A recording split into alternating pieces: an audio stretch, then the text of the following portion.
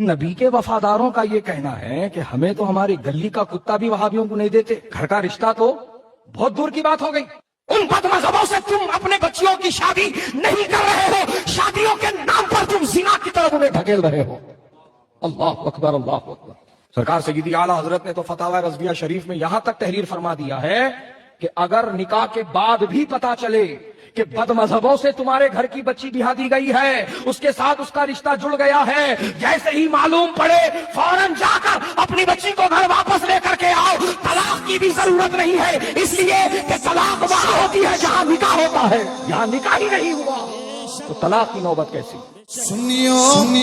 سنیوں ہی میں شادی کرو، جواب دینا، جواب دینا، جواب۔ یہ وہابی نہیں فیملی کے لیے، یہ وہابی نہیں شک حق ہے کے لیے، یہ وہابی نہیں فیملی کے لیے۔